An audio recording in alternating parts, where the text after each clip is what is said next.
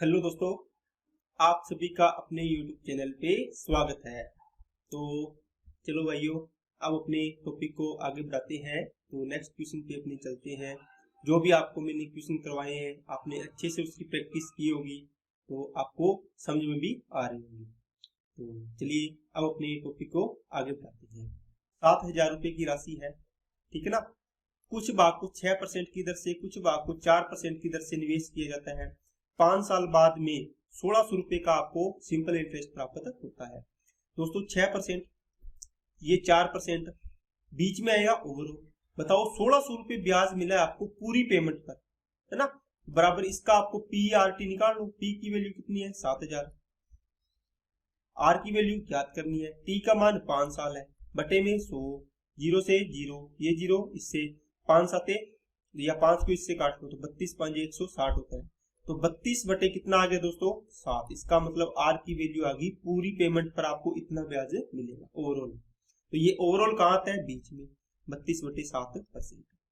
दोस्तों अब आपको बाकी आप यहाँ पर कर लोगे, लेकिन ये फ्रैक्शन वाली चीजें आए जब भी, तो आपको क्या ध्यान रखना है, जो भी फ्रैक्शन में आए, जिसके इसकी फ्रैक्शन में 1 मान लो, इसके 1 है, इसके 7 है, 1 1 और 7 तीनों का एलसीएम ले लो। कितना आएगा?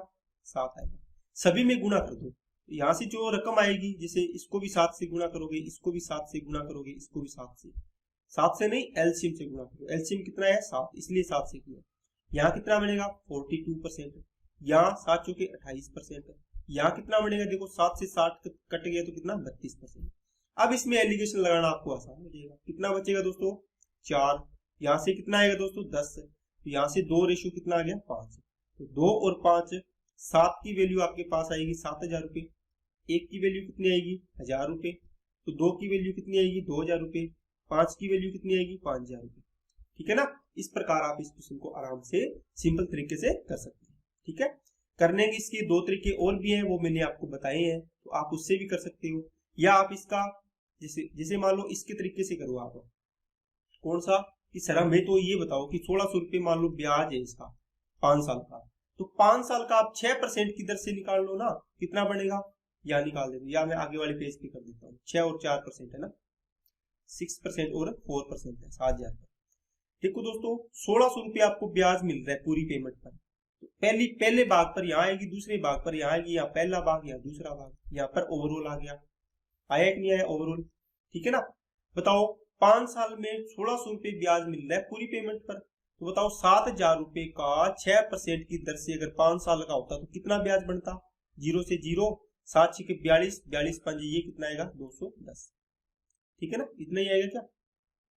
210 और ये आ गया 0, 2100 रुपये आ गया, है ना, अगर 6% होता तो। अगर ये 7,000 रुपये की 4% की दर से होती पूरी पेमेंट, तो कितना ब्याज मिलता? आप देखो 7 चौके 28 5 130, मतलब 1300 रुपये ब्याज मिलता। ये सिंपल इंटरेस्ट है दोस्तों 5 साल का। सिंपल इंटरेस्ट है कितने का? 5 साल का, है ना। मैंने आपको बताया था ना, पूरी पेमेंट इस पर हो, पूरी पेमेंट इस पे लगा के देख लेते हैं। तो देखो अगर पूरी पेमेंट दोनों में कौन सी परसेंटेज ज्यादा है? 6% और 4% में 6 ज्यादा है, और सेम टाइम है दोनों के लिए 5-5 साल। इससे मैक्सिमम कितना ब्याज मिल सकता है? 2100 रुपये। इससे मैक्सिमम कितना, कम से कम कितना ब्याज मिल सकता है? 1300 रुपये। तो ये 1300 यहाँ आ गया, तो कम से कम तो 1300 ब्याज मिलेगा, क्योंकि 4% है। और अधिक से अधिक कितना मिल जाएगी? 2100। और ओवरऑल कितना मिल रहा है? 1600। इसमें एलिगेशन लगा दो, चाहिए सेम ही चीज है वही। यहाँ से कितना आएगा? 300, और यहाँ पर कितना आएगा दोस्तों? 500। तो यहाँ से 3 और 5 का रेशियो आ गया। ठीक है ना, 16 और 500, 1600 और 300। ठीक है ना, 7 चौके 28, 28 5 130 होता है या 40 होता है? 40 होता है दोस्तों, 140 होता है। तभी मैं सोचूं ये गलती कैसी होगी। तो इसमें से आप लगाओगे कितना आएगा दोस्तों? ये आ गया 200, और ये आ गया दोस्तों 500। तो 200 और 500 का रेशियो आएगा 2:5। टोटल वैल्यू 7 की वैल्यू 7,000 दी हुई है। ये देखो प्रिंसिपल का रेशियो आता है हमेशा, ये जो भी है, ठीक है ना। तो 7 की वैल्यू 7,000, 1 की वैल्यू 1,000, 2 की वैल्यू 2,000, 5 की वैल्यू 5,000। तो ये आपके अलग अलग पार्ट आ जाएंगे। ठीक है दोस्तों, चलिए 19,400 रुपए की राशि 2 भागों में इस प्रकार विभाजित की जाती है कि पहले भाग को 8%, दूसरे भाग 5 साल के लिए, ठीक है ना, 9 वर्ष, दूसरे भाग को 9 वर्षों के लिए 4% प्रति वर्ष की दर से निवेश किया जाता है। दोनों भाग से प्राप्त साधारण ब्याज का अनुपात 3:7 है। तो दूसरे भाग की राशि ज्ञात कीजिए। दोस्तों सेम क्वेश्चन है, उसमें पहले वाले क्वेश्चन में यहाँ पर टोटल दिया हुआ था आपको, ठीक है ना, टोटल दिया हुआ था, लेकिन अब रेशियो दे दिया, मतलब पहले भाग और दूसरे भाग के जो सिंपल इंटरेस्ट होगा ना, SI होगा, पहला और दूसरा, इसका पहला भाग और दूसरे भाग के सिंपल इंटरेस्ट का दिया हुआ है SI और SI, मतलब दोनों का, ये फर्स्ट पार्ट का और ये सेकंड पार्ट से जो क्या आएगा सिंपल इंटरेस्ट, इसका रेशियो कितना दिया हुआ है 3:7। ओके, आप इसको यहाँ से SI का रेशियो, तो SI निकालो पहले पार्ट का, दूसरे पार्ट का SI निकालो, इनका रेशियो बराबर कर दो, इसकी वैल्यू आ जाएगी। देखो दोस्तों बिल्कुल आसान, 19,400 रुपए की राशि है, यहाँ पर एक P1 पार्ट है और एक कितना होगा P2 होगा, है ना, P1 प्लस P2 दोनों कितनी हो जाएगी 19,400, या आप इसको P मान लो, इसको 19,400 माइनस P हो जाएगा, अभी बताया था मैंने पीछे। ओके, तो पहला पार्ट है, इस पर कितना है 8% की दर है, दूसरा पार्ट पर कितनी है 4% की दर है, ये तो आपको 5 साल के लिए है, ये आपका 9 साल के लिए, 9 साल के लिए। यहां से सिंपल इंटरेस्ट निकालो कितना आएगा, आप बोलो सर PRT/100, तो P इंटू 8 5 40 आएगा कि नहीं आएगा, P इंटू 8 इंटू 5/100, तो ये आ गया सिंपल इंटरेस्ट। कौन से पार्ट पर फर्स्ट पार्ट पर, यहां से क्या आएगा 19,400 माइनस का P और इंटू में 4 इंटू में 9 बटे में आ गया दोस्तों 100, ये आ गया सेकंड का। इन दोनों का रेशियो दिया हुआ है, बस इसको लिख दो आप, तो P इंटू आ गया दोस्तों कितना, सॉरी P इंटू आएगा आपका, आप लिखोगे SI1 लिख रहा हूं मैं ऊपर वाला, तो P इंटू 8% इंटू 5 बटे में 100, इसका और दूसरा पार्ट कितना है 19,400 माइनस का P इंटू में कितना 4 इंटू में 9 और बटे में 100। देखो ये पहला पार्ट हो गया, यहाँ से ऊपर वाला ये पहला पार्ट, ये दूसरा पार्ट, इसका रेशियो है 3:7, इसको सोल्व करना है, ठीक है। अब इसी को मैं ना शॉर्ट रूप में लिख रहा हूं आपको, कैसे लिखेंगे, ये देखो यहाँ से यहाँ कट जाएगा, फिर इसका देखो कितना बनेगा, ऊपर बनेगा P इंटू 40 बटे में नीचे बनेगा 19,400 माइनस का P इंटू में 36 बराबर में कितना 3/7। अब इसको क्रॉस मल्टीप्लाई करके हल करेंगे, इसका आंसर आ जाएगा। लेकिन आप 19,400 अगर बड़ी रकम लग रही है आपको इस प्रकार लिखना बार बार, तो आप इसको शॉर्ट रूप में लिख सकते हैं डायरेक्ट। ये तो मैंने आपको इसका बेसिक बता दिया कि इस प्रकार अपने इस क्वेश्चन को टैकल करना होता है, ठीक है दोस्तों। यह आप वीडियो को रोक के स्क्रीनशॉट ले लेना इसको। अब मैं आपको सीधा का सीधा लिख रहा हूँ, इसकी राशि P1 है, इसकी राशि P2 है, ये 8% की दर है, ये कितनी है 4% की दर है, ये 9 साल के लिए है, कितनी है ये 4% है, ये 9 साल के लिए है, और ये कितने साल के लिए 5 साल के लिए। ये कहता है कि पहले पार्ट से जो ब्याज आएगा और दूसरे पार्ट से जो ब्याज आएगा, इनका रेशियो कितना है, कितना है दोस्तों, इनका रेशियो है 3:7। तो बताओ यहां से कितना आएगा, यहां से आएगा दोस्तों P1 इंटू 40%। देखो मैंने 8 5 40 कर दिया, 80% होता है ना ब्याज, तो P का इस रकम का इतना %। नीचे क्या आएगा P2 का कितना 2 चौके 36%, और क्या है इसकी 3/7, 3/7। यहां से देखो प्रतिशत से प्रतिशत कट गया, 4 से काटा 10 और 4 से काटा 9। अब इसको क्रॉस मल्टीप्लाई करोगे तो P1/P2 का रेशियो कितना आ गया दोस्तों 10 7 70 आ जाएगा नीचे, ये देखो इधर आएगा, ये इधर जाएगा, 9 3 27। अब बताओ P1 और P2 का रेशियो कितना है 27:70। 27 और 70 को जोड़ोगे मतलब P1 प्लस P2 दोनों की वैल्यू कितनी है टोटल 19,400। यहाँ पर P1 प्लस P2 कितना बन रहा है 7 और 2 9, तो 97 बन रहा है टोटल, इन दोनों का टोटल है ना कुल। 97 की वैल्यू कितनी 19,400, एक की वैल्यू कितनी आएगी 200। आपको चाहिए पहला पार्ट P1, तो P1 कितना 27 पार्ट, तो 27 इंटू 200, तो ये 5400 आ गया। आपको चाहिए दूसरा पार्ट, तो इसका कितना 27 200 इंटू कितना 70 पार्ट, तो 7 दूनी 14,000 ये आ गया। क्या बात समझ में आई है कि सभी को? तो इस प्रकार आप इसको इसका रेशियो बना के हल कर सकते हैं। चलिए दोस्तों नेक्स्ट पे, अब ये सेम सवाल है, देखो 8% 2 साल के लिए, तो बताओ पहले पार्ट पर कितना हो गया 8% इंटू हो गया 2 बटे में, ये पहला पार्ट हो गया SI फर्स्ट पार्ट का, SI सेकंड पार्ट का नीचे आएगा, पहले पार्ट का, दूसरे पार्ट का P2 मान लिया, कितना परसेंट है 4% 3 साल के लिए, तो 4% की दर है और कितना साल है 3 साल, इनका रेशियो है कितना 16:7, 16:7 बस। अब इसको सोल्व करो, यहां से क्या आएगा 4 दूनी 8, तो 2 दूए 4, ये दोनों 4 बनेगा, 4 चौके 16, ये इधर गुणा होगा तो 4 तिया 12 बटे बनेगा दोस्तों 7। इसका मतलब P1 P2 का रेशियो आ गया दोस्तों कितना 12:7, या P1 अपॉन P2 लिख सकते हो कितना 12/7, एक ही बात है। बताओ टोटल कितना बना 12 और 7 19, और 19 की वैल्यू कितनी दे रखी है 19,000, एक की वैल्यू कितनी आएगी 19,000 है तो 1,000 आएगी, 12 की वैल्यू 12,000, 7 की वैल्यू 7,000, 7 के लिख दिया और 12 के लिख दिया। ओके दोस्तों, तो दूसरे भाग की राशि क्या है तो 7,000 आंसर आ जाएगा। इस प्रकार आपको इसको हल करना है। चलिए नेक्स्ट क्या है, सेम सवाल, 5 साल के लिए 8% की दर से दूसरे भाग को 4 वर्षों के लिए 10% की दर से निवेश किया जाता है। यदि पहले भाग का साधारण ब्याज दूसरे भाग के साधारण ब्याज का 3 गुना है। दोस्तों रेशियो दिया है लेकिन इसको लैंग्वेज में दे दिया, बस आपको बनाना है क्या, पहले भाग का जो सिंपल इंटरेस्ट है फर्स्ट पार्ट का क्या है दूसरे भाग के, तो दूसरा भाग का सिंपल इंटरेस्ट होगा ऐसे लिख लो, उसका 3 गुना है, यहाँ पे 3 गुना कर दो। ये कह रहा है ना पहले भाग का साधारण ब्याज दूसरे भाग के साधारण ब्याज का 3 गुना है, मतलब इसका 3 गुना है, इसको कर दिया। SI फर्स्ट पार्ट और SI सेकंड पार्ट का रेशियो कितना आएगा दोस्तों 3 बट्टे कितना आएगा 3 बट्टे आ गया 1। क्या बात समझ में आई क्या सभी को? ये मैं इधर ले गया, ये 3 बचा, 3 के बट्टे में 1 लगा सकते हैं, इसका मतलब इसका ये 3 आ गया, इसका ये 1 आ गया।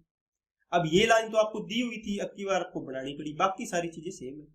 तो 12,000 रुपए की राशि है, मतलब P1 प्लस P2 की वैल्यू कितनी है दोस्तों 12,000 है ना। तो P1 पर कितना, P1 पर कितना 5 साल के लिए कितने की दर से 8% की दर से, और नीचे क्या आएगा P2 पर 10% की दर से 4 साल के लिए आपका ब्याज लगा। ये पहला पार्ट का ब्याज, ये दूसरे पार्ट का ब्याज, इनका रेशियो कितना है 3:1 है। बस यहां से इसको सोल्व करो, 5 दूना 10, 4 दूनी 8, कट गया। P1 और P2 का रेशियो कितना आ गया दोस्तों 3/1। इसका मतलब P1 P2 कितना है 4 टोटल, मतलब दोनों की अमाउंट कितनी है टोटल, अमाउंट नहीं प्रिंसिपल कितना है कुल 4, लेकिन क्वेश्चन में दे रखा है 12,000 है, तो 4 की वैल्यू 12,000 के बराबर है, 1 की वैल्यू कितने के बराबर आई 3,000 की, 3 की वैल्यू निकालेंगे तो कितनी आ जाएगी 3 तिया 9,000, और 1 की वैल्यू कितनी आ जाएगी 3 तिया 3,000 की। ओके, तो ये आ गया P1 का पार्ट, ये आ गया दोस्तों P2 का पार्ट। ये निकालना जरूरत नहीं थी, ये यहाँ से पता चल जाता कि एक पार्ट की वैल्यू कितनी है 3,000। चलिए नेक्स्ट पे, एक व्यक्ति ने 2 साल के लिए 6% की दर से कुछ राशि का निवेश किया। 2 साल उसी समय के लिए, मतलब सेम ईयर है, यहाँ पे 2 साल भी लिख सकता है या उसी समय लिख देता है, एक ही बात होती है, के लिए 7% प्रतिवर्ष की दर से अन्य राशि का निवेश किया। यदि दोनों निवेशों का कुल साधारण ब्याज इतना है, यदि पहली राशि का 1/4 भाग दूसरी राशि के 1/5 भाग के बराबर है, तो निवेश की गई राशि ज्ञात कीजिए।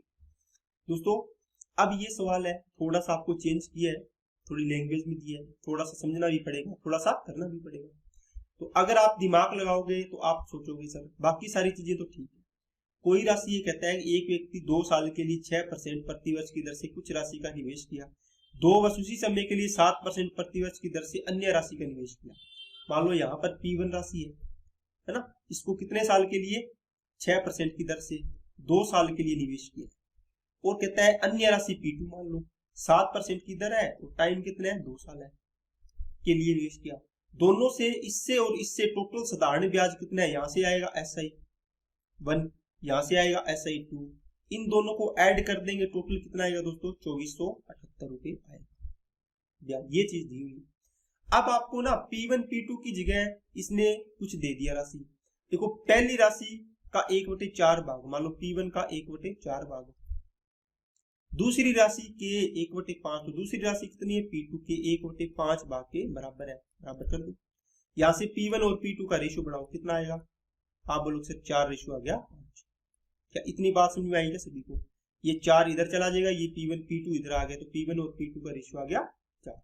अब आप इसको क्या करोगे दोस्तों, अब मैं आपको बता रहा हूं कि जो भी आपने पेमेंट बनाई है P1 और P2, यहाँ पर इसका रेशियो है 4:5।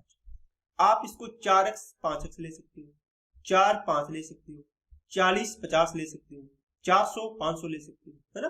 आपके रेशियो में है तो आप इसको सुविधा के लिए 400-500 ले लो, 4x 5x से भी हो जाएगा, लेकिन आप 400-500 ले लो। क्यों? क्योंकि प्रतिशत है, 2 जीरो कट जाएगी, डायरेक्ट अपनी कैलकुलेशन सिंपल बन जाएगी, इसलिए ले रहे हैं, बाकी कोई इसका वो रीजन नहीं है। अपना काम यही है, नहीं आपको सिखा रहे हैं तो इसका मतलब ये है कि आपकी कैलकुलेशन भी कम से कम हो, किस तरीके से करें जिससे अपना सवाल जल्दी बन जाए। सवाल सभी कर लेते हैं, लेकिन जल्दी बनना हो, यही आपको एग्जाम में काम आएगा। देखो दोस्तों, अगर पहली राशि पर 400 रुपये क्या है मूलधन, इसका 500 रुपये लगाए, मान लो इसने 400 लगाए थे, यहाँ 500 लगाए, इस पर 6% की दर है और 2 साल है, यहाँ पर 7% की दर है और कितना साल है, 2 साल है। ओके, यहां से मेरे को बताओ सिंपल इंटरेस्ट कितना बढ़ेगा इस पर। देखो PRT/100 बढ़ेगा, मूलधन इंटू दर इंटू समय बटे 100, तो 6 दूनी 12, 12% 400 का कर दो, या आप यहां से निकाल लो SI कितना, 400 इंटू 6 इंटू 2 बटे 100, यहां से आएगा SI2 500 का 7% इंटू 2 बटे में 100, यहां से इसको काटो कितना आएगा SI1, 2 जीरो से 2 जीरो कट गया, 6 चौके 24 दूना 48 आएगा। यहां से ये कितना आएगा, 2 जीरो से 2 जीरो कट गया, 5 सात 35 दूना 70 आएगा। तो देखो पहला पार्ट SI1 और SI2 कितना है दोस्तों, 48 और 70। ये कह रहा है दोनों का टोटल है ना, कुल साधारण ब्याज दोनों निवेशों से 2478 है, तो दोनों का जोड़ो कितना आएगा, 8, 7 और 4 11, 118 की वैल्यू कितनी है, 2478। आपको किसकी चाहिए, तो निवेश की प्रत्येक राशि बतानी है। एक की वैल्यू कितनी आएगी दोस्तों, 2478 बटे में आएगा 118। अब आपको 48 की निकालनी है, 48 नहीं, आपको निवेश निकालना है, 400 पार्ट, पहला पार्ट निकालना है तो 400 से गुणा करो, तो 400 पार्ट की वैल्यू निकालो, 2478 बटे 118 और 118 इंटू में आ जाएगा 400, और 500 की निकालनी है तो 500 का गुणा करोगे, ठीक है ना, 2478 बटे 118 इंटू में 500। मैं आपको P2 या P1 एक की वैल्यू निकाल देता हूँ, एक आप निकाल देना, 2478 बटे कितना है दोस्तों, 118 इंटू में है 400। देखो यहाँ से काटो, 2 से 59 आ गया, 2 से इसको काट लो, 12 2 3 6 2 9 18, तो 59 गुना 118, 5 59 एकम 59, 21 चौके 84, 8400 रुपये आपका आंसर आ गया। इसका मतलब इसकी वैल्यू आई है 8400, ठीक है ना। इसकी कितनी आएगी, इसकी आप निकालिए। ये मेथड इसमें आपको लगाना पड़ेगा, थोड़ा सा आपको समझने वाला सवाल है ये, है ना, हवा में होने वाला सवाल है नहीं। चलिए दोस्तों नेक्स्ट में, 3400 रुपये को 2 भागों में निवेश किया। पहला भाग 7.8% की दर से, दूसरा भाग 11.2% की दर से निवेश किया। यदि साधारण ब्याज की दर 10.2% है, यदि 2 वर्ष समय 2 वर्ष है, तो राशि का अंतर ज्ञात कीजिए। दोस्तों सिंपल है, पीछे वाले सवाल करवाए हैं उसमें आपको यहाँ पर पैसे दिए हुए थे, आप ये दर निकाल रहे थे, लेकिन अब तो निकाली हुई देती, कोई चेंज आया क्या, नहीं आया। क्यों? क्योंकि आप इसमें एलिगेशन लगा सकते हैं, 7.8% पहले भाग पे, 11.2% दूसरे भाग पे, और ओवरऑल कितना है 10.2% है, इसमें लगा दो अब इसे, ठीक है ना, घटा दो इसमें से, तो कितना आएगा 10 आएगा। ये कितना आएगा दोस्तों, 28 22 और 2 24 आएगा। यहाँ से आएगा 5:12, और 12 और 5 17 पार्ट की वैल्यू दे रखी है आपको, क्योंकि ये प्रिंसिपल का रेशियो आएगा हमेशा मूलधन का। 3400 रुपये, एक की वैल्यू कितनी है, 200 गुना है ना, तो बाकी को भी 200 गुना कर दो, कितना आ जाएगा 1000, ये कितना आ जाएगा 2400 रुपये, ठीक है ना, टोटल बन जाएगा 3400। ओके दोस्तों, चलिए नेक्स्ट पे चलते हैं। 39,000 रुपये की राशि को 3 भागों में विभाजित किया। पहला भाग 10% की दर से 2 साल के लिए, दूसरे भाग को 3 साल के लिए 10% की दर से, तीसरे भाग को 4 साल के लिए 10% की दर से, सालाना की दर से निवेश किया। यदि सभी निवेशों से प्राप्त साधारण ब्याज बराबर है, प्रत्येक भाग की राशि ज्ञात कीजिए। दोस्तों अब आपके पास जो भी सवाल आया है, ये थोड़ा सा आपको समझने वाला सवाल है, पहले कॉन्सेप्ट सीखो इसका, उसके बाद आप इस क्वेश्चन को आपको करना चाहिए। देखो दोस्तों, सबसे पहले अपने पास क्या होता है कि जो भी अमाउंट होती है, मान लो आपको जो भी P अमाउंट दी है, इसको इसने 1 भाग 2 भाग में बांट सकता है, 3 भाग में बांट सकता है। मान लो P1 कर दिया, P2 कर दिया और P3 कर दिया। इसमें ना 2 टाइप के सवाल बनेंगे। जब आपका ये पहला टाइप का सवाल है, जब आपका क्या हो, जब सिंपल इंटरेस्ट SI क्या हो, इक्वल हो तीनों पार्ट से। 3 पार्ट है तो तीनों पार्ट, 2 पार्ट है तो दोनों पार्ट, है ना। मान लो आपने राशि को 2 भागों में विभाजित किया, तो दोनों भाग से जो सिंपल इंटरेस्ट होगा वो बराबर है, या एक बनेगा अमाउंट बराबर हो, तो वो अपने इसके बाद कर लेंगे, है ना। पहले ये पढ़ लेते हैं कि इनका क्या हो, सिंपल इंटरेस्ट इक्वल हो। यहां से देखो मान लो R1% हो, इसकी R2% मान लो, इसकी R3% मान लो, यहाँ से T1 T2 और ये T3 मान लो। यहां से बताओ मेरे को सिंपल इंटरेस्ट कितना बनेगा। आप बोलो sir P1 R1 T1 upon क्या बनेगा 100। यहां से क्या बनेगा P2 R2 T2 अपॉन क्या बनेगा दोस्तों 100। यहां से क्या बनेगा P3 R3 T3 अपॉन क्या बनेगा दोस्तों 100। अब कहता है देखो दोनों, ये भी सिंपल इंटरेस्ट है, ये भी सिंपल इंटरेस्ट, ये भी सिंपल इंटरेस्ट, ठीक है, साधारण ब्याज है। इस राशि पर इतना साधारण ब्याज, इस राशि पर इतना साधारण ब्याज, इस राशि पर इतना। ये कहता है तीनों साधारण ब्याज आपस में बराबर है। क्या है दोस्तों, तीनों साधारण ब्याज आपस में बराबर है। जब भी इस प्रकार तीन रकम आपके पास बराबर आए, आप इसको बराबर के मान के हल करते हैं। यहां से ये तो रेशियो है, कट जाएगा सभी में बराबर बराबर, ठीक है ना। तो यहां से P1 की वैल्यू निकालूंगा मैं, तो बराबर में क्या आएगा दोस्तों, के बट्टे में आएगा R1 T1। P2 की वैल्यू निकालूंगा तो क्या आएगा दोस्तों, के बट्टे में R2 T2। इसी प्रकार P3 की वैल्यू निकालूंगा तो मैं क्या आएगा, के बट्टे में R3 T3। अब आपके पास देखो P1 P2 और P3 का रेशियो बना लो आप, क्योंकि P1 P2 और P3 की वैल्यू आपके पास आ गई है। K upon R1 T1, K upon R2 T2, K upon R3 T3। बस एक बार बनाना है आपको, उसके बाद बनाना नहीं पड़ेगा, डायरेक्ट अपने किया करेंगे इसको, ठीक है। देखो तीनों में K कॉमन है, कट गया, बचेगा क्या 1/R1 T1, 1/R2 T2, 1/R3 T3।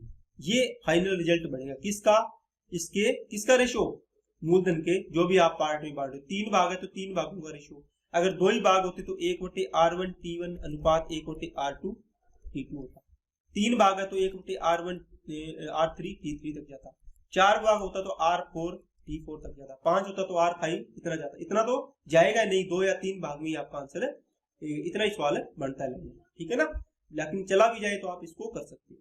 तो जब साधारण ब्याज इक्वल हो तो आपका P1 P2 P3 इनका रेशियो का अनुपात क्या होता है दोस्तों, ये होता है 1/, मतलब देखो RT% है ये, 1/RT%, 1/RT%, 1/RT%।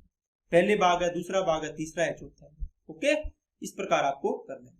चलिए अब अपने जो भी क्वेश्चन है इस पे चलते हैं। 39,000 है, 3 भागों में विभाजित किया इसको। कितना दोस्तों, 3 भाग में, 1 2 और 3, P1 P2 और P3। ये हो गया दोस्तों P1। ये कहता है ये 10% की दर से, ये भी 10% की दर से, ये भी 10% की दर से। ये 2 साल के लिए, 3 साल के लिए, और ये कितने साल के लिए, 4 साल के लिए। बताओ यहां से ब्याज कितना आएगा, बोलो। यहां से बोलोगे सर, आप बोलोगे सर 10 P1 का 20% निकाल दो, या फिर वो तरीका निकाल लो।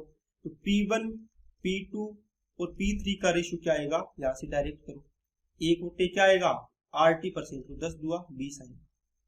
ओके, यहां से क्या आएगा, 10 दिया 30 आएगा, 1/10 दिया 30। यहां से 1/10 चौके 40 आएगा, क्योंकि यहाँ देखो RT आ रहा था, RT आ रहा था, RT आ रहा था, मैंने भी RT किया, देखो R into T, R into T, R into T. यहां से इसका रेशियो बढ़ा लो, कितना बनेगा, 0 से 0 कटेगा। अब इसका रेशियो बढ़ाओ, सभी का एलसीएम लो, जो 3 और 4 का कितना आएगा 12, तो 12 का गुणा कर दो सभी, क्या कर दो दोस्तों 12 का गुणा। यहां से बनेगा 6, यहां से बनेगा 4, यहां से बनेगा 4 3 12। अब देखो P1 P2 P3 का रेशियो अगर 10 6 4 3, 6 और 4 10, 10 और 3 13, तो टोटल आपका क्या बना, टोटल आपका मूलधन बना 3 पार्ट। लेकिन क्वेश्चन में दे रखा है 39,000। एक की वैल्यू कितनी आएगी, 1000, 1000 गुना हो गया ना, ये कितना हो जाएगा, ये 6000 हो जाएगा, ये 4000 हो जाएगा, और ये कितना हो जाएगा 3000। ओके दोस्तों, ये तो हो गया जो आपको मैंने फॉर्मूला बताया उस तरीके से। एक इसका कॉन्सेप्ट आप और लगा सकते हो, क्या दोस्तों, देखो यहां से बनेगा आपका P1 का कितना 20%, बराबर किसके, P2 के 30%, बराबर किसके, P3 के 40% के, सॉरी 140 नहीं 10 चौके 40%। अब मैंने ये चीज क्या लिखी है दोस्तों, मेरे को एक बात बताओ, आपने यहाँ पर ये लिखते, इसका साधारण ब्याज क्या लिखते, P1 इंटू 10 इंटू 2, मैंने लिख दिया P1 इंटू 20, दोनों का गुणा कर दिया, गुणा ही होना डायरेक्ट, है ना, आपको पता ही है। मैंने सिंपल इंटरेस्ट लिखा है सभी का, इस भाग से सिंपल इंटरेस्ट, इस भाग से सिंपल इंटरेस्ट, इस भाग का सिंपल इंटरेस्ट किया। कहता है तीनों भाग से जो ब्याज प्राप्त होता है ये बराबर है, तो मैंने बराबर कर दिया, तीनों का ब्याज बराबर कर दिया। यहाँ से P1 P2 P3 का रेशो निकालना है, यहाँ से रेशो कट जाएगा, ये परसेंटेज तो 0 से 0 कट गई सभी में, ठीक है। 2, 3 और 4 का एलसीएम कितना आएगा, बोलो कितना आएगा, तो P1 P2 और P3 का रेशो बनेगा दोस्तों कितना, ये बराबर में है ना, इसके बटे में आएगी चीजें, आएगी कि नहीं आएगी, बोलो आएगी ना। तो 2, 3, 4 तो भाग दे दो इसका 12 का, तो यहाँ पर 12 का भाग दे दो, यहाँ भी 12 का, इसके गुणा में 4 था, इसके गुणा में 3 है, इसके गुणा में 2 है, यहाँ से काटोगे 6, यहाँ से काटोगे 4, यहाँ से काटोगे 3। देखो नीचे क्या है, ऊपर तो P1 बटे 6, P2 बटे 4, P3 बटे 3, तो P1 P2 और P3 का रेशियो आ गया दोस्तों, P1 अनुपात P2 अनुपात P3 का रेशियो आ गया 6 अनुपात 4 अनुपात 3। ओके, यही चीजें इससे आएगी। आप इसका 13 पार्ट की वैल्यू 39,000, एक पार्ट की वैल्यू 1000, तो बाकी पार्ट की वैल्यू आप निकाल सकते हैं। ये भी आपका बहुत ही बढ़िया तरीका है इसको करने का, ठीक है ना। अगर आपको ये तरीका याद रहता है R1 T1, है ना, एक के बटे में, तो आप ये लगाओ, ये लगाना तो आप ये लगा सकते हैं, ठीक है। चलिए नेक्स्ट क्वेश्चन पे चलते हैं।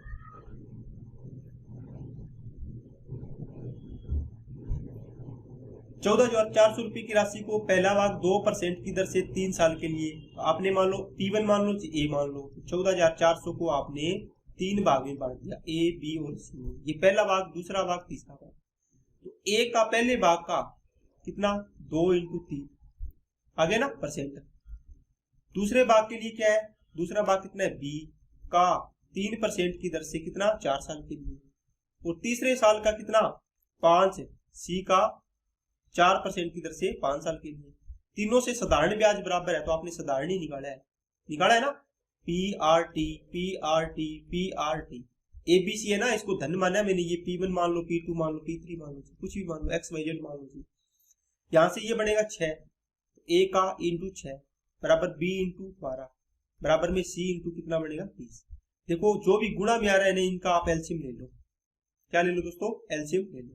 तो A, B और C, तो 6, 12 और 20 का एलसीएम कितना आएगा 60, तो 6 का 60 में भाग दो कितना आएगा 10, 12 का 60 में भाग दो कितना आएगा 5, 20 का 60 में भाग दो कितना आएगा 3, तो 10, 5 और 3 इसका रेशो आएगा।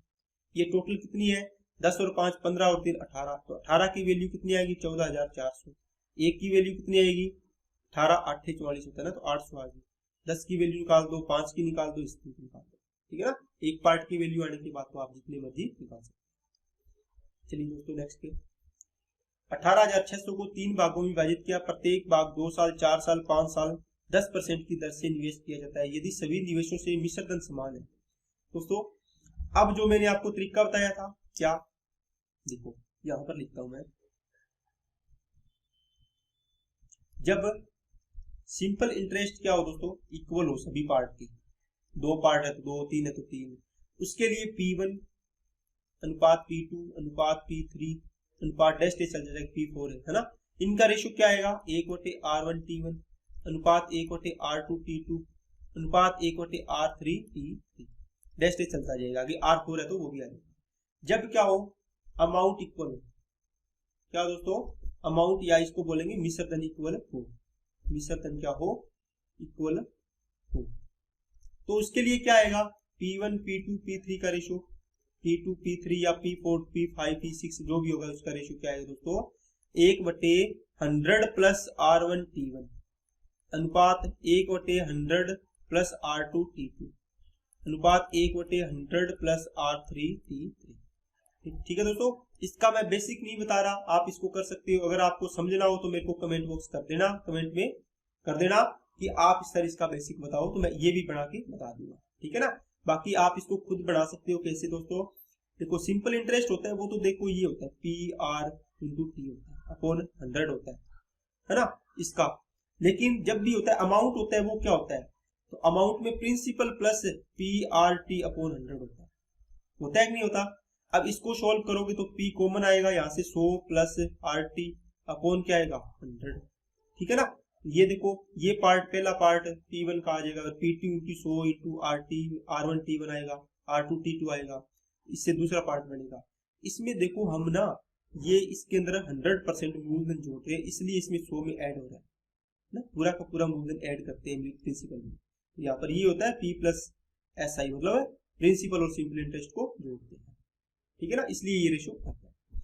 आप इसको इस प्रकार कर सकते हो, या इसको मैं आपको एक और तरीका बताता हूँ। जैसे मान लो कोई भी राशि है, मान लो पहला भाग P1, दूसरा भाग P2 और तीसरा भाग P3। यहाँ ये 2 साल के लिए, 4 साल के लिए, ये 5 साल के लिए, ये 10% दर है, ये भी 10% है, और ये भी कितनी है दोस्तों, 10% है। यहाँ से बताओ अगर मेरे को सिंपल इंटरेस्ट बराबर करना होता तो मैं क्या करता, आप बोलते सर 10 दुआ 20%। यहाँ पर P2 का कितना 40% है, यहाँ पर P3 का कितना 50%, इनको बराबर करता और P1 P2 P3 का रेशो बढ़ा लेता। ये कब था, जब वो बराबर होता।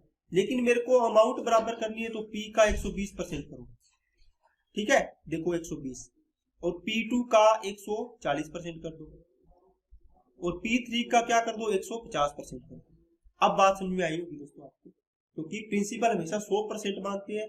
आपका यहाँ से देखो कितना परसेंट ब्याज बढ़ा, 20% है ना, 100% आपकी ये पेमेंट है। इन दोनों को ऐड करेंगे तो आपका मिश्रधन बनेगा, और इसने बोला कि मिश्रधन ही बराबर करना है, तो आप मिश्रधन कर रहे हो, ये मिश्रधन आ गया, ये मिश्रधन आ गया, ये मिश्रधन आ गया। ये पहली पेमेंट के लिए मिश्रधन, ये दूसरी पेमेंट का मिश्रधन, ये तीसरी पेमेंट का मिश्रधन। अब 3 पार्ट इस प्रकार बराबर हो, इसको आप एलसीएम लेके हल कर सकते हो। यहाँ से काट लो, तो यहाँ से क्या आएगा, P1 P2 और P3।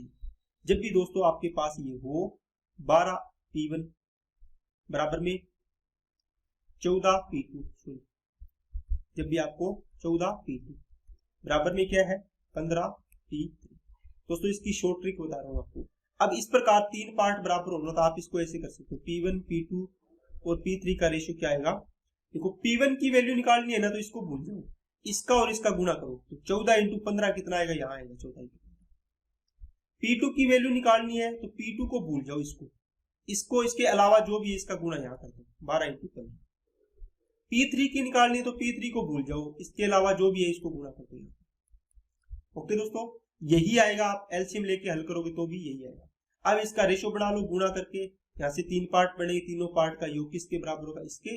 यहाँ से जिस पार्ट की वैल्यू चाहिए आप निकाल सकते हैं। 14 15 210, 12 15 180, और 12 14 168। यहाँ से कट रहा है क्या, 2 से कट रहा है 105, है ना, 2 से कट रहा है 90, और 2 से कट रहा है 8, और ये आ गया 4, ठीक है ना। 3 से, हाँ 3 से फिर कट रहा है, 3 से कटेगा 35, 3 से कटेगा 30, 3 से कटेगा 28, इसके अलावा तो नहीं करता। 30 30 60, 60 और 20 80, 80 और 10 90, 90 और 3 93, तो 93 हो गया टोटल। 93 पार्ट की वैल्यू कितनी है 18600, एक की वैल्यू कितनी 200, इसकी वैल्यू निकालनी है तो 200 गुणा ये कर दो, इसकी वैल्यू निकालनी है तो 200 गुणा ये कर दो, इसकी वैल्यू निकालनी है तो 200 गुणा ये। आपको मैंने सिंपल और सारा का सारा कॉन्सेप्ट इसमें बता दिया। आप इसमें वो भी तरीका लगा सकते हो, है ना, जो भी मैंने आपको भी बताया ये। ओके, एक पिता अपने 2 पुत्रों के लिए 18750 रुपए छोड़कर चला जाता है, 18750।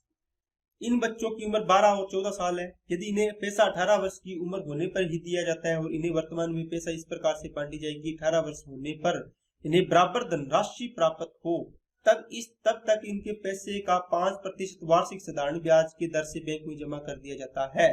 वर्तमान में प्रत्येक बच्चे को कितने रुपए आवंटित किया गया, 18 वर्ष का उम्र होने पर प्रत्येक को कितना मिलेगा। दोस्तों ये तो पूछा कि अब इसकी राशि कितनी मिली है ना, कुछ ना कुछ राशि तो दी होगी ना, ए है ये बी है, मान लो इसको दे दिया कि 500 रुपए, इसको दे दिया कि 700 रुपए। अब आपको ये 5% की दर से ये भी 5% है, इसको भी 4 साल, इसका 6 साल है, कुछ टाइम बाद में इसको ब्याज भी मिलेगा, फिर इसको अमाउंट मिलेगी। अमाउंट भी ज्ञात करनी है कितने साल बाद, 18 साल का होने तक, उसके बाद इसको कितनी पेमेंट मिलेगी, इसको कितनी मिलेगी, इसको कितनी मिलेगी। ये पूछे इसको राशि कितनी लगाई थी, इसको कितना मिला, इसको कितनी मिली थी, ओरिजिनल राशि ना धन। इसमें से आपको पता तो नहीं है किसको कितनी मिली है, तो 2 पुत्र है आपको, एक को ए मान लो, एक को बी मान लो। एक 12 साल का है, एक 14 साल का है। ये 5% की दर से, इसका भी 5% की दर से, दर तो सेम है, लेकिन टाइम देखो 18 साल तक। ये कितने साल का हो जाए, कितने साल होंगे 18 तक, 6 साल, तो इसका पैसा तो 6 साल रहेगा। इसका 14 साल का है तो इसका पैसा 4 ही साल रहेगा। है ना। 14 साल का है तो एक तो 14 साल का है तो 18 साल तक तो इसके तो 4 साल ही ऐड होंगे। एक 12 साल का है तो इसका 18 साल तक कितने होंगे 6 साल की। तो इसका पैसा तो लगेगा 6 साल, इसका पैसा लगेगा 4 साल। तो कहता है कि 18 साल का होने पर इन्हें बराबर धनराशि प्राप्त होती है। इसका मतलब है अमाउंट प्राप्त होती है बराबर। इसका मतलब क्या हुआ दोस्तों, आप बताओ। आप बोलो सर ये तो पीछे वाला सवाल बन गया, ये तो सवाल बन गया अमाउंट इक्वल, मतलब मिश्र धन क्या हो बराबर। तो 6 पांजे 30%। ए का अमाउंट बराबर करनी है तो कितना परसेंट आएगा 130। बी का अमाउंट बराबर करनी है तो 5 चौके 20%। इसका मतलब 100 में 20 जोड़ दो 120% आएगी। दोनों क्या है बराबर। देखो ये भी अमाउंट है, ये भी अमाउंट है। यहाँ से ए और बी का रेशो बढ़ जाएगा। कितना दोस्तों, कितना बढ़ेगा, ये बढ़ेगा 12:13 जब आप इसको करोगे तो। देखो यहाँ से 0 से 0 कट गया, प्रतिशत कट गया, तो ये इसके नीचे आ जाएगा, ये इसके नीचे आ जाएगा। पता ही आपको a इंटू 13 है बराबर में b इंटू कितना है 12। ये इसके नीचे, ये इसके नीचे चला जाएगा, तो 12:13। 12 और 13 कितना हो गया 25। तो 25 की वैल्यू कितनी है 18,750। एक की वैल्यू यहाँ से निकाल लो, 25 7 175, 25 5 125, 750। 12 की वैल्यू निकालनी है तो 12 इंटू 750 हो जाएगा। 13 की निकालनी है तो 13 इंटू 750 हो जाएगा। ओके, ये ए का पार्ट आ जाएगा, ये बी का पार्ट आ जाएगा। तो दोनों की आपको कैलकुलेशन आराम से कर लेंगे। ठीक है दोस्तों, चलिए नेक्स्ट क्वेश्चन क्या है। नेक्स्ट क्वेश्चन आप देखो, पीछे वाले क्वेश्चन में एक चीज मैंने छोड़ दी, क्या, ये तो आपकी राशि है ये दोस्तों, ए को कितना मिला और बी को कितना। देखो वर्तमान में प्रत्येक बच्चे को कितने रुपए आवंटित किया गया। ठीक है, अब ये पूछता है कि 18 साल के होने के बाद उम्र पर प्रत्येक को कितना मिलेगा। अब मेरे को बताओ, इसको देखो इतना मिला है, ये पेमेंट मिली है, कितनी आएगी, एक का बता देता हूँ, 12 0 0, 12 7 5 60, 12 7 84 और 6 90, 9,000 रुपये मिलेंगे। किसको दोस्तों, ए को। एक की आपने निकाल ली, 9,000 रुपये इसकी राशि मिलनी है, कितने में से, इसमें से। 9,000 पर 30% तो इसका ब्याज ही बन जाएगा, 5% की दर से 6 साल का ब्याज। तो इसको अमाउंट कितनी मिलेगी, तो इसको मिलेगी दोस्तों 130%। अमाउंट 130% ही होगी ना, आपको बताया मैंने, 13 में 117, तो मतलब 11,700 रुपए इसको मिलेंगे धनराशि। मिश्र धन कितना मिलेगा, इतना। बी को कितना मिलेगा, इसका कितना आएगा, जो भी इसका पेमेंट आएगा, इसका कितना परसेंट है, कितना परसेंट 120%। तो वो आप इसकी कैलकुलेशन करके कमेंट बॉक्स में लिखना, देखते हैं आपका आंसर आता है या नहीं आता। ठीक है, चलिए सेम क्वेश्चन है। 26,000 रुपए की राशि को 2 भागों में विभाजित किया, एक 14 साल का है, एक को 16 साल का है। ये ए मान लो, ये बी मान लो। ये इसकी पेमेंट है वो किस दर से है, 18 साल के होने पर, यहां से 18 वर्ष की आयु के होने पर पैसे दिया जाता है। वर्तमान में इन्हें बांटो, इस प्रकार बांटा जाए कि 18 वर्ष की इन्हें बराबर धनराशि प्राप्त हो, तो अब इनके पैसे का 10% की दर से, तो 10% की दर से इनको ब्याज मिलेगा। कितने साल के लिए बताओ, यहाँ से 18 साल तक पहुंचना है, तो यहाँ 14 से 18 कितने साल तक लगेगा, 4 साल तक। ये कितने साल तक लगेगा, 2 साल तक ही लगेगा, क्योंकि 16 साल का है, इसका तो पैसा 2 साल ही रहेगा ना। तो यहां से बताओ मेरे को अमाउंट कितनी मिलेगी, क्योंकि इसने बोला है कि धनराशि बराबर होगी, ठीक है ना। जो भी क्वेश्चन है इसमें देखो, धनराशि प्राप्त हो बराबर धनराशि, इसका मतलब अमाउंट बराबर है, तो ए का कितना परसेंट है, ये 40% आएगा। ये तो है सिंपल इंटरेस्ट 40%, तो ये 20% क्या है, सिंपल इंटरेस्ट। ओके, ए का अगर सिंपल इंटरेस्ट बराबर करते तो ए का 40% बराबर बी का 20%, लेकिन अमाउंट बराबर करनी है तो ए का 140%, बी का 120%। यहां से इसका ए और बी का रेशो बनाओ, 0 से 0, ये आ गया 6, ये आ गया 7, ए अनुपात बी बन गया दोस्तों कितना, 6:7। तो 6 और 7 13 की वैल्यू कितनी है, आप बोलोगे सर 13 की वैल्यू है 26,000 रुपये। एक की वैल्यू कितनी आएगी, 2,000 रुपये, है ना। तो यहाँ से 6 की वैल्यू मतलब ए की वैल्यू कितनी आएगी, 6 दूनी 12,000 रुपये। तो बी की वैल्यू कितनी आएगी दोस्तों, 7 दूनी 14,000 रुपये, है ना। 14 और 12 26 बन गई दोस्तों। ये तो इसको धनराशि मिलेगी शुरुआत में।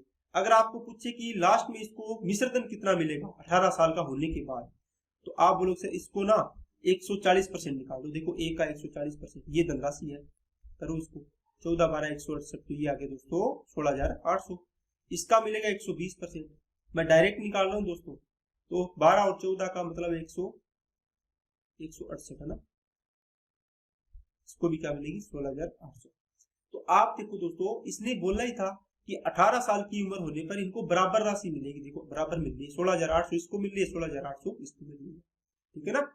इस प्रकार आप इस सवाल को आराम से कर सकते हैं। तो जो भी इसका टाइप था वो मैंने आपको करवा दिया है। अब कल से अपने इस प्रकार के क्वेश्चन शुरू करेंगे, जो आपको पहले इसका कॉन्सेप्ट फिर अपने इसको सवाल को करेंगे। तो आज के लिए इतना ही रखते हैं दोस्तों, बाकी अपने नेक्स्ट वीडियो में पढ़ेंगे।